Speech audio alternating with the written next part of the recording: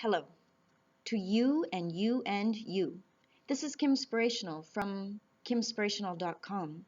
Welcome to my office in Moncton, New Brunswick, Canada. I'm happy and grateful to be representing somebody very, very special today. And that special person is a little angel who is 7 years old, who is in a school and is wanting to fight back. What I mean by that is the teachers in that school are looking at her as a little bit different because she learns different and is sensitive, very, very sensitive to the environment around her. Very smart child, extremely smart, having some difficulties in math and noticing differences maybe with reading of the late. However, she's always been an excellent reader when she's comfortable, when she's happy, and when she feels safe. But lately, she has been picking up stuff, feeling stuff in her environment that is making her pull back in the classroom. And because of that, the teachers are looking at this as an opportunity to maybe send her to the resource center instead of allowing her to just find her comfort zone in the classroom. So what happens in these cases is a lot of times parents have come to me with the same situation. What comes next? They go to the resource center, somebody says they have an ability, a disability, and labeling starts to happen. So this little girl is like, no, I want to be a normal kid in a classroom, and the parents are thinking the same thing. And I agree, right? If something is not broken, then don't try to fix it. Just try to figure out how to find her comfort zone is what my suggestion was. To find out themselves, go within the situation and figure it out. So when I asked them to ask this little girl, what makes you focus? She actually said, well, when it's quiet, I can focus. And when the teacher is happy with what I'm doing, or when the parents, encourage me, or I get encouragement, I feel better, I feel more focused, I feel like I can read better. And a lot of kids will say that kind of thing, that when they start feeling the pressure of having to perform, or when they feel the pressure of not fitting into a certain situation, they will pull back and they don't feel like they're wanting to, I guess, get into it as much as they would before. Now, there are some children that really do have differences, and maybe drugging kids in some cases is okay. I don't know. I feel personally that nobody should be drugged. I think that there's a natural way of healing everything. And I think we're at a certain point in society where we need to start figuring this stuff out. Because, there's an influx of this happening. And I think it's at a danger point where we have to start really, really looking into it and trying to find other alternatives. So I'm hoping by doing this video that people who have alternatives will start getting out there and teaching other people how to be able to handle things like sensitivity in a natural way without having to drug themselves to feel better. So when parents come to me, I'll always suggest things like put them in a salt bath, a sea salt bath. Because sea salt is very soothing, it cleanses the aura, it clears the system, but it really, really helps alleviate a lot of things. And sea salt is very natural. And what that's doing is it's shifting the ions around the body that is going to be able to calm the person. But we sometimes have to wait until the children are home in order for us to be able to clear them and cleanse them. And I think if there's teachers out there listening to this, and if you could consider maybe putting more maybe plants into the classroom, plants, like this will actually alleviate a lot of the stresses that the kids are having. Because these sensitive kids often talk about how they need to go to the trees, they need stones. Kids are really, really sensitive to crystals, and they love having crystals on them. So if it could be more natural to have these around them, maybe they would feel more comfortable. Because often the kids are able to be themselves at home. They can dance around, get their energy out in a different way. They can use the crystals, they can connect to plants, they can talk to the animals, whatever it is that they're naturally doing at home. And then they go to a synthetic environment, or so it seems at the time, and go into a classroom where none of this is available and none of this is normal or natural. So I've been asked recently to go to Slovenia, back to Slovenia, and I've been asked to go into a school to talk to them about sensitivity in the school and how to alleviate it. I find it fascinating. Here I am going to the other side of the world to teach this, and I'm thinking, why am I not being called into the schools here in Canada? Why are people who maybe understand sensitivity not being called to help alleviate this? So what I'm going to be doing when I go to Slovenia is working with a particular school that actually teaches farming at the school. So they have an amazing, amazing system there where they grow plants and the kids go out and they learn to harvest. They have flowers, they have roses, they have potatoes, they have lots of organic herbs and stuff. And they're learning to do this and to live more naturally. So their principal is actually teaching them to go more natural with their housing, with everything. And they do projects around that. So what they want me to do is to go there and to teach them how to connect to the spirit of the plants and what plants would be good to bring into the classroom to be able to help the kids from their own garden at their school. It's fascinating. It's amazing. So I'm really honored, and I think it's so special to be able to do that. So what I'm going to be suggesting is things like plant a cedar tree and be able to use the cedar to be able to help them ground, and it's also for protection. To put a tree right inside the classroom, they can put a small one, and as it grows bigger, they could put it outside, for example. So cedar is something that I will suggest for parents to put on the children to help them out. And often I will suggest carnation flowers. Crazy as it sounds, carnation flowers are one of the best healers out there, cheap to buy, that can help in a lot of ways. So I had one little boy who was being bullied. I told the parents, put a carnation flower in each pocket for a week, every single day, new ones, just see what happens. They noticed the bullying stopped. Kids were more natural around him.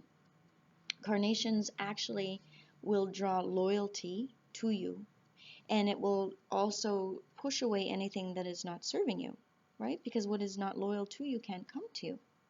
And so cedar can do the same thing. Sage in the pockets could work as well. But one of the things also that I suggest to parents is put sage or cedar in the insoles of the children's shoes without them knowing it. And what that's going to do is it's going to pick up energy so that they don't pick it up.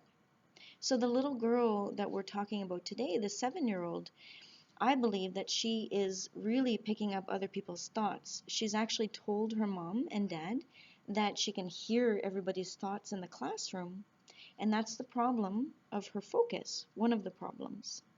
So when she's trying to focus, she might be hearing the teacher. The problem with that is she may also be hearing the teacher's frustration, and this can be very discouraging for children today. So instead of wondering, is my child sensitive?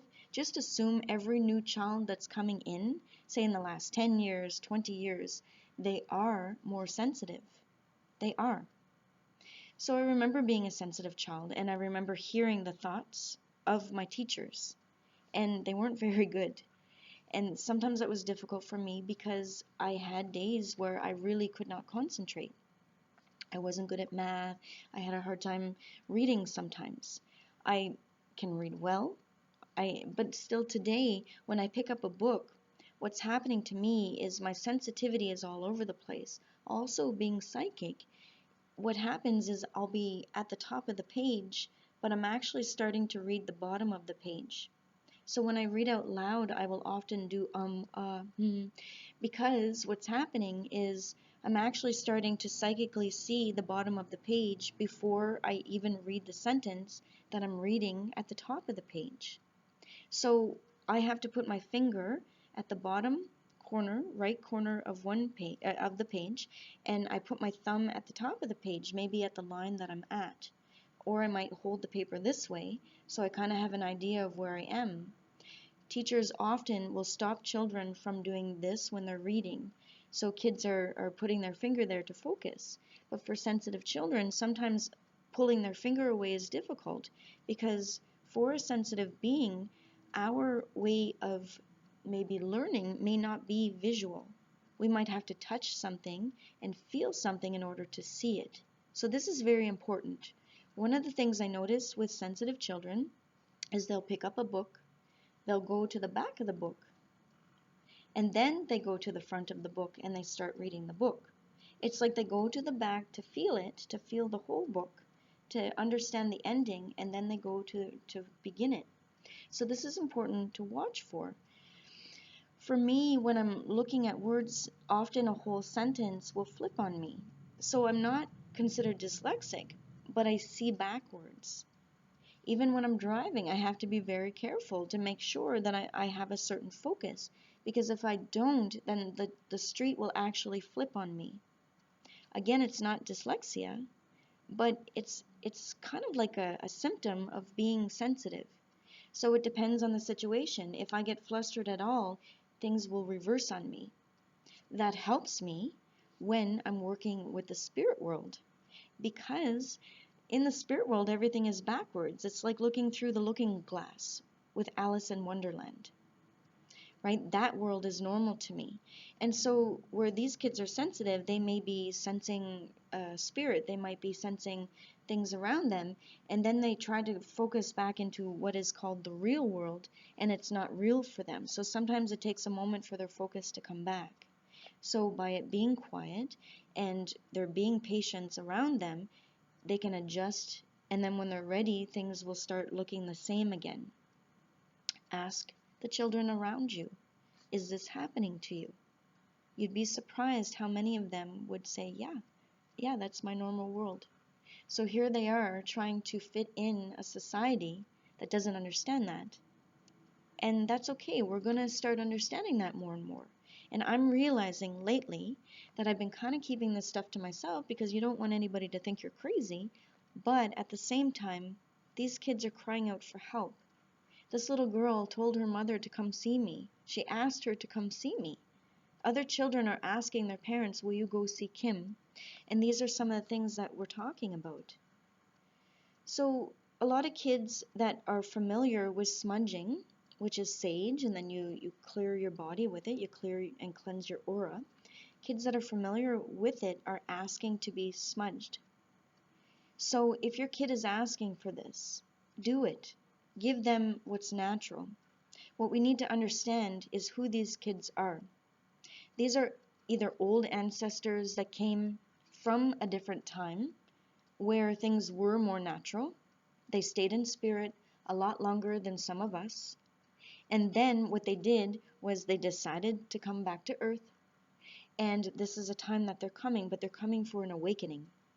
So many of us came at a time where we would, if we want to label it, we would be called more indigos. A lot of indigos came that were sensitive and end up either having children that are sensitive or working with children that are sensitive. In my case, I work with kids that are sensitive.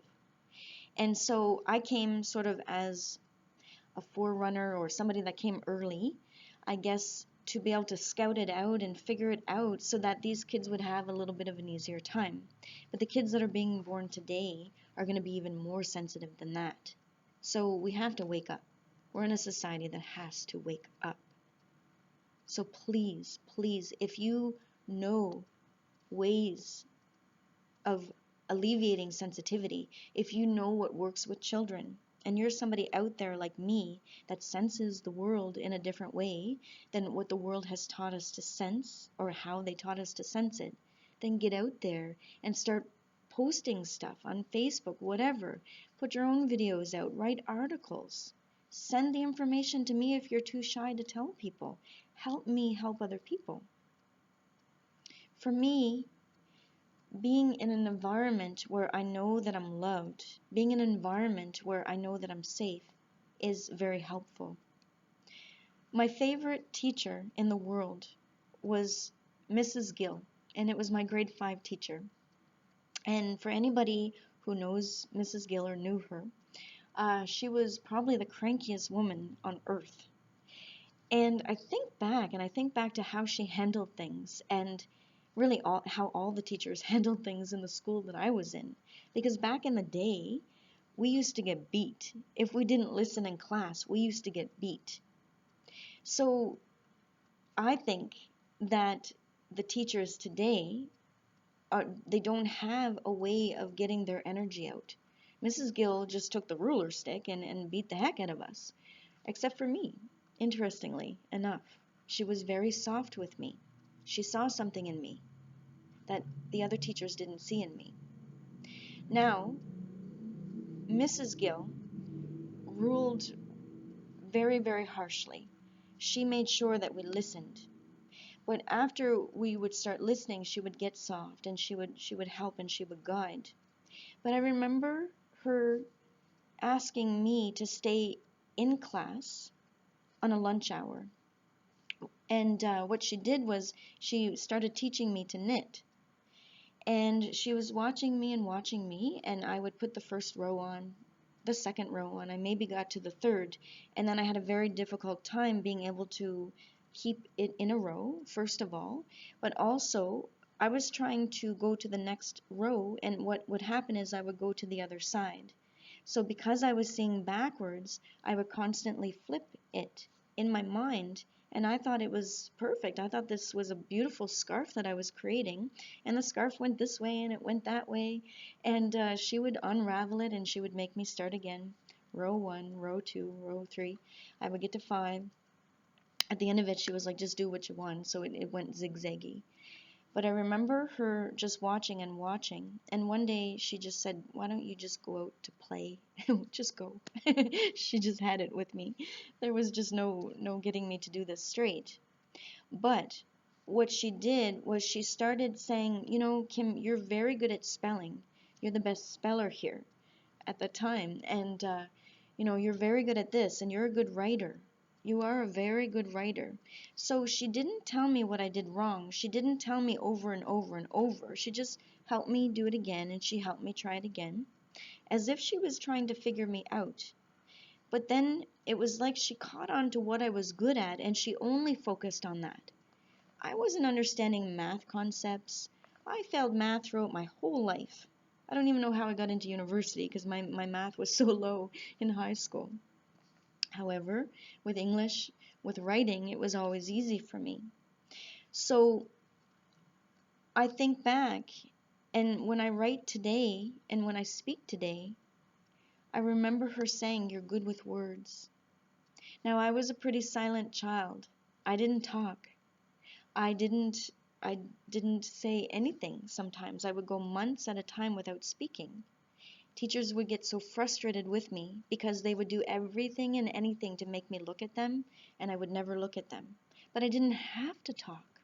I didn't have to talk because I was talking inside here. But Mrs. Gill, as strict as she was, as hard as she was, sat there with me until she heard me. I didn't realize it at the time, but now I know she was listening. She was listening with her heart.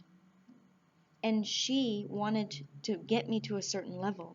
That's why she was so hard on us, because she wanted us to succeed. She wanted us to get to a certain level. And she was not going to be the teacher, you know, that had failed.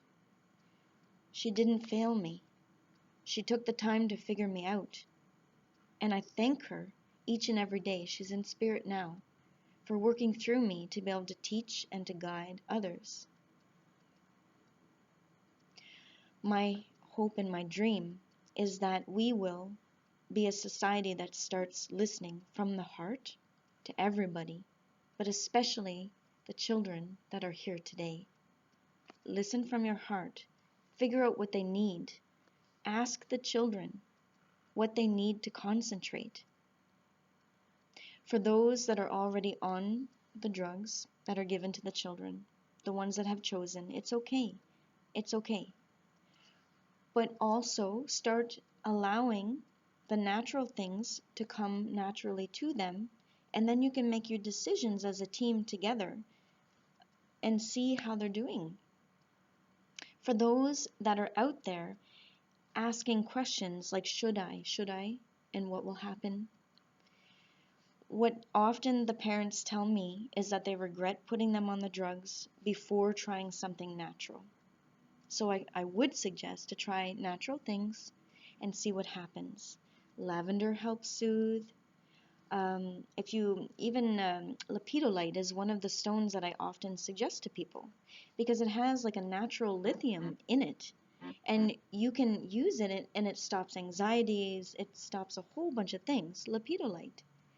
Um, People use different stones, so look up your stones. Go to somebody who sells stones at the Moncton Market. They sell stones there. There's wonderful advice that's out there for us if we just look for it. So ask the experts in the natural things, and you will be surprised what advice comes to you. So I wanted to end this with a very, very special message for that little angel that's out there. And I want to thank her for the encouragement, for giving her advice today as to what I should talk about. It's going to help somebody out there. So I'm deciding to call her the little angel. But there's lots of little angels that I've worked with, lots of little angels that have come to my office or have sent their parents to me to get advice. I thank all of you because you are my teachers. And I'm asking you to start telling your parents what helps you. I'm going to sing a song on behalf of the children. This is for you.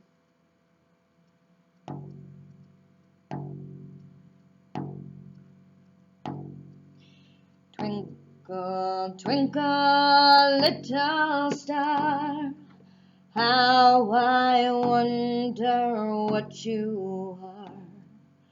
Above the world so high, like a diamond in the sky. Oh, twinkle, twinkle, little star, how I wonder what you are. Now sing with me. Twinkle, twinkle, little star, how I wonder what you are. Above the world so high, like a diamond in the sky. Oh, twinkle, twinkle, little star, how I wonder what you are. You are a star. For all the children listening right now, remember, you are a star. You're here to shine bright. Remember that you are a special being that came to earth to help us. So help us. Know that you are strong. You are smart. You are loving. I'm so, so proud of you. I'm proud of you for all that you do. I'm proud of you that you haven't shut down your emotions. Keep shining. Keep shining. Keep shining. And fly. Fly, little butterflies. Fly. Fly, fly, fly. I love you. I love you. I love you.